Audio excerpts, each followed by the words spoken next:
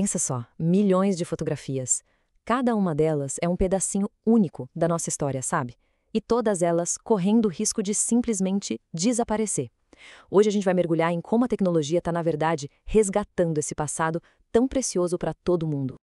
Quase todo mundo tem aquelas fotos de família bem antigas, né? Agora, imagine essa mesma fragilidade, só que numa escala gigantesca com milhões de negativos históricos. O grande desafio é esse: como a gente abre esse baú de tesouros para o mundo inteiro ver, sem estragar os originais. E para entender como resolver esse quebra-cabeça, nossa história de hoje nos leva lá para o sul do Brasil.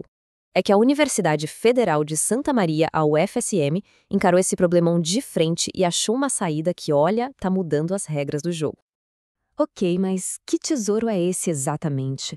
Vamos dar uma olhada mais de perto nessa coleção que estava em perigo e que virou o centro de toda essa operação de resgate.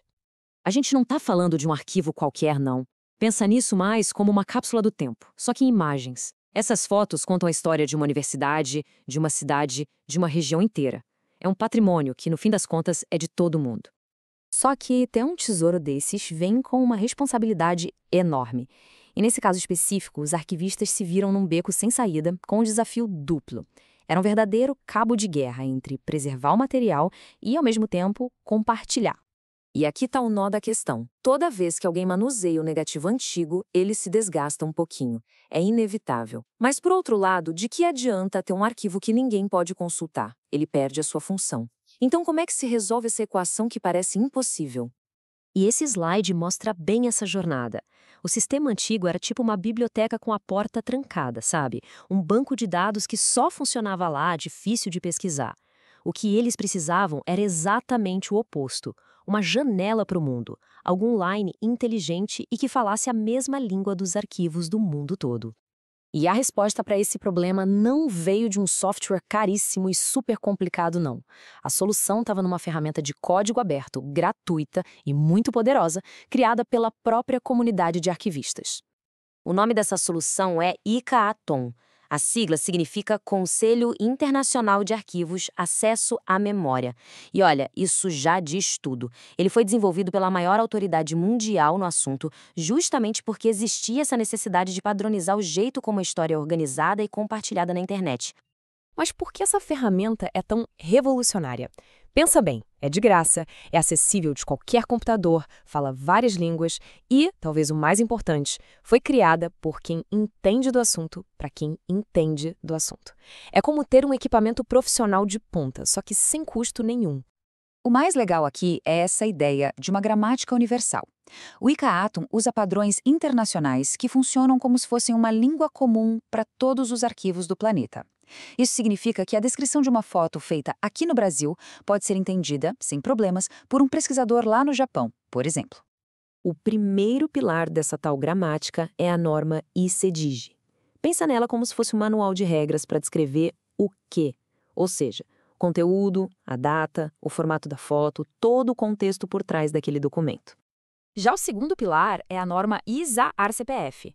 Essa aqui define como descrever quem fez aqueles documentos. Pode ser um fotógrafo, uma instituição, uma família, não importa. Ela conecta a obra com o criador, o que é, assim, essencial para qualquer pesquisa histórica. Certo. A teoria é muito interessante, mas e na prática? Como isso tudo funcionou? Vamos ver o passo a passo de como a equipe lá da UFSM pegou essa ferramenta e transformou em resultados de verdade. O plano deles foi muito bem pensado. Primeiro, eles escolheram as joias da coroa, as fotos mais importantes. Depois, criaram um gêmeo digital de altíssima qualidade para garantir a preservação e uma cópia mais leve para a internet. O passo seguinte foi catalogar tudo no sistema, detalhe por detalhe.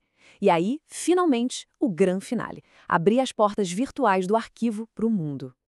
E aqui tem um detalhe que é sensacional, que mostra o espírito dessa comunidade de código aberto. O programa era todo em inglês, então a equipe da UFSM não só usou, como também contribuiu de volta. Eles traduziram a plataforma inteirinha para o português do Brasil. Ou seja, eles resolveram o problema deles e, de quebra, ajudaram todos os arquivistas do país. Tá, mas e aí? Todo esse esforço valeu a pena? Vamos descobrir agora como esse projeto não só organizou um acervo, mas literalmente destravou um pedaço da história para milhões de pessoas. Os resultados foram transformadores. De uma hora para outra, aquele arquivo que antes ficava trancado numa sala passou a estar disponível para qualquer pessoa em qualquer lugar do mundo. As conexões entre as fotos, as histórias, tudo ficou mais fácil de achar. E, o mais importante de tudo, os negativos originais, super frágeis, agora podem ficar guardados em segurança, enquanto suas cópias digitais viajam pela internet. Essa citação resume tudo perfeitamente. A mensagem é clara. É totalmente possível, sim, usar a tecnologia para democratizar o acesso à nossa história. E o melhor, de um jeito seguro e com custo muito baixo. E o resultado final é esse. O tesouro não está mais escondido. Hoje, qualquer estudante, jornalista ou só uma pessoa curiosa pode mergulhar nesse mar de história com poucos cliques. É a democratização da memória acontecendo na prática. E tudo isso deixa a gente com uma pergunta bem poderosa no final. O caso da UFSM é incrível, inspira mesmo, mas nos faz pensar. Quantas outras histórias, quantas outras memórias não estão por aí, trancadas em arquivos pelo mundo, só esperando a chave certa para serem libertadas? A tecnologia para isso já existe. A questão agora é, quem vai ser o próximo a abrir essa porta?